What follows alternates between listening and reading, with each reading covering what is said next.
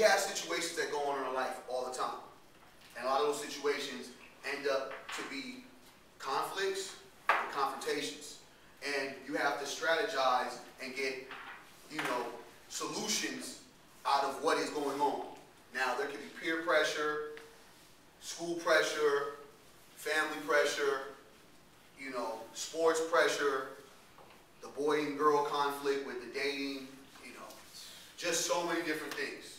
Drugs, name some other ones. Did I get a whole bunch of them? Sex. Sex. Bullying. Streets. They keep calling. You know, what's up? Fighting. You know what I'm saying? You just walking up to a person because they look funny. Like, bah! You know what I'm saying? Like, you know, you just, hey. So, here it is, you guys. What we're trying to do is try to figure this out. When you see all these different people, put off please, brother. When we see all these different people, we're trying to figure out how do we deal with each other. Because everybody looks different. Everyone doesn't like the same things. Some people that you hang out with might not like the same people that you are cool with, but they just don't like them for whatever reason. They never can figure out why. Why don't you like him? I just don't like him. Why don't you like him? Look at his hair, huh? You know what I'm saying? Like, his hair, right? Oh, tripping. Like, girl, I can't stand her. Why? Look at her shoes. What's wrong with her shoes? It's some of the stupidest things. But honestly, as you guys are growing up, it's real.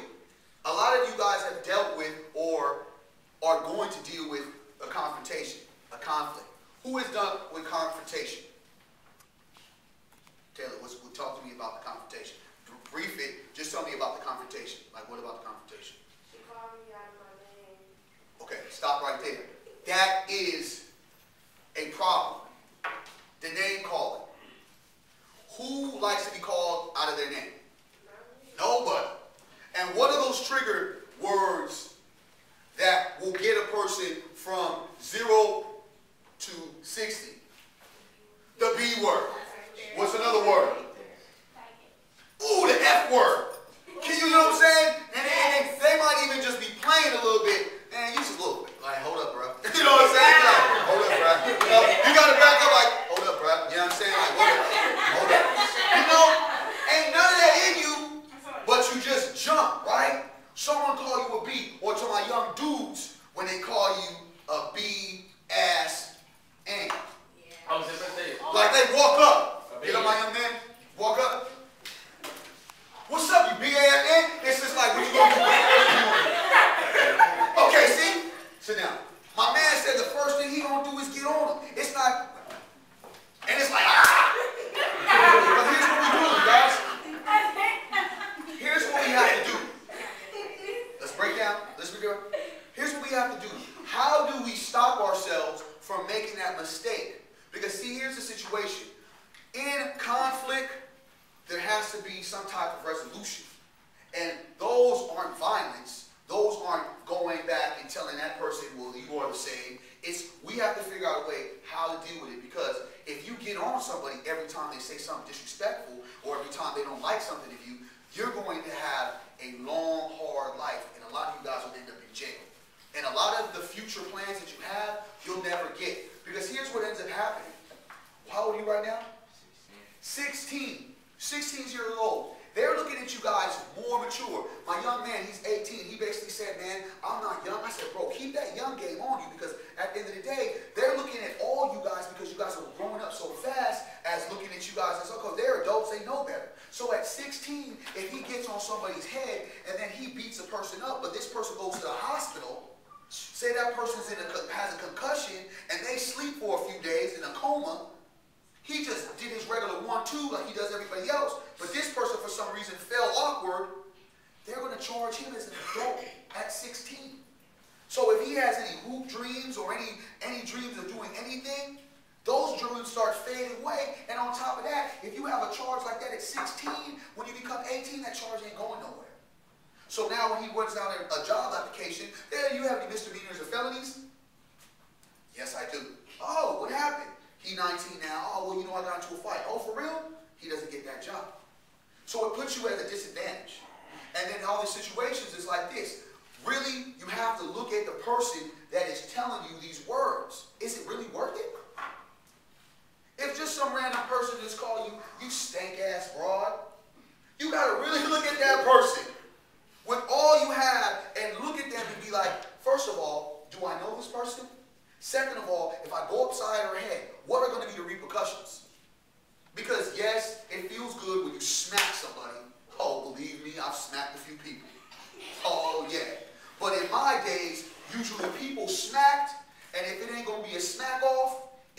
goes away.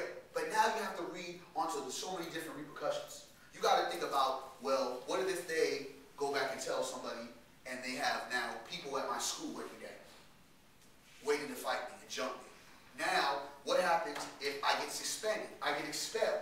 What am I going to do? So here's where we're going to figure out solutions to certain scenarios. That boyfriend, that young stud, he goes up there and he's looking at you. He's like, oh, baby, you know what? I love you. Oh, I love you too, baby. And you're like, well, you know what? If you love me, well, you know, everybody else doing it, what you going to do at that point? Cut off. Nope. Alright. It sounds good, but it's easier said than done. You know what I'm saying? For the boys that are not just ready, don't know what you're doing. Because as a young man, when I was growing up, I thought I knew what I was doing, but I wanted to kiss. I didn't want to do the rest of the stuff. I didn't know what was going on. I was like, how am I going to do that? You know, like, what do you mean? What y'all doing? Oh, man. But as a man, I have to sit there and say, yeah, dog, I'm rocking. I ain't rocked yet. And I'm like, yeah, I'm rocking. I done hit her and her. Oh, I hope they don't ask her. You know what I'm saying? But now, here it is.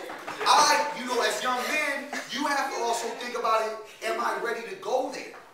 You know what I mean? Am I ready to go and take on this responsibility? Because a lot of us, as young people, we get caught up because we think that there's things that we want to do, and we want to do them so bad because everyone else is doing them, or we think it's fun and we know what we're doing. Here's the attitude I want you guys not to have. Don't have the attitude, or don't have the approach of, I know it all, I got it. Because you don't. Us as younger, older people still don't got it. And it's all about learning, and it's a process. And that's what we're all here for, to learn. Because we don't want you guys to fall into these situations. And we want you to walk out of here to help other friends that are going into these situations. Because we got a lot of friends that are out here doing a lot of foul things. You do have that person that's humping the whole high school that you can point out at school. There she go, Mr. Accius, right there. Hey, girl! Boy, can't you smell her? I was like, yeah. You know, you do got the boy in the high school walking around here with his lips all, like, what's all on his lips? You know what's on his lips. Damn. You know, you do got the gangster boy that all he do is just start stuff. Oh, Mr. Accius, watch him. He about to just slap a kid in the lunchroom. Just for nothing, watch. Mother ever, where my home? God, here we go again. You have these kids, but how do we deal with it?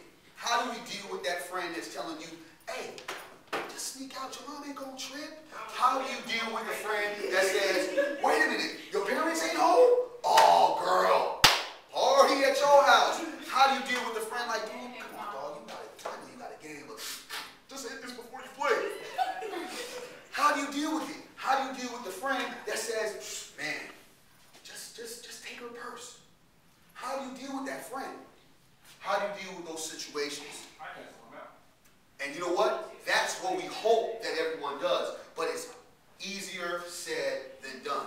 A lot of what we say, you know, we talk, 30% is what we say, we talk, blah, blah, blah. But 70% is the action. It's the action. Y'all can say all day long, here's what we're going to do, but then when it's actually in your face, really, what are you going to do? Are you going to send that text? Are you going to post up that message on Facebook, blasting out everybody?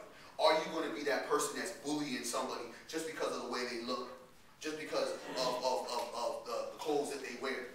Are you going to be that person? Are you going to be that person that's able to say no to the drugs, no to the sexual advances? Are you going to be that person to stay in your lane and still be young and not be as grown as so many of you guys want to be or becoming? I see some young girls, I saw a 6th grader in my class, she walking around with a purse. I said, girl, where your backpack at? Oh, Mr. Accius, no, put that purse away. 6th grade. And this is what's going on, you guys. And you guys are looking like, oh, I don't know why I could have did that. But check this out. You guys are the next generation that's supposed to fix and help that. But at the same time, you guys being the next generation, we have to adjust and work on conflict. And what we're going to do now is put you guys in groups. Everybody has an envelope that we'll pick. We didn't put anything on it. There's scenarios. And these scenarios, you guys are going to work in a group and you're going to work out the scenarios. Now, here the scenarios are. Do not, please do not do what we expect you to do because, you know, we want you guys to make the right decision. But it's not really life. I'll tell you a quick story about me. I remember when I was a young pup running around and hanging around with the fellas, and one of my young partners said, hey man, you want to make some money? I said, how? I was just selling baseball cards and comic books. He's all, man, come over here. He pulled out. I said, whoa, what's that, brother? You know what it is. I said, I do. And it smells delicious, you know what I mean? So he said to me, hey man, take care of this, and I'll be back in a week. I looked at that, had it at the crib. I was talking to my boys, like, man, what should I do? They're like, what you mean, what you gonna do? You broke, right? I said, you know I am. And then Jordans come out. He said, oh, your daddy ain't buying you no Jordans on your birthday no more, dog. And I had to really think. And just before I could do it, guess who found it? Your dad? My dad. So I come home from basketball higher than a kite. Just, hey, Dad. And he's sitting right there. I'm like, oh, okay. Like, okay. You know when you got your parents sitting right there, and it's like, you know something's up. Like, my dad was so, he was a poet. Dad was so cool, though. He was like this. My dad was so cool. He's sitting there, I'm walking in, just all stumbling, or just, he let me eat food, too. He let me eat, so I'm high, just eating up everything off of practice. I'm just like, and then I come, and here he is, in his robe, hands in his pocket, like this, chilling. And so, you know, you walk in like a young kid, you ready to go to sleep now. You know what I'm saying? Oh, hey. Like, is my brother okay? Is he, you know, brother sleeping? He's just sitting there. How's practice? Good. How was your day? Good. So, when he just starts going to the drug talk, and I'm in my head like, what is he talking about drugs for? Because I'm high still, right? So I'm thinking in my head, and this is the thing about it, you guys, we're so stupid that we think we're so smart.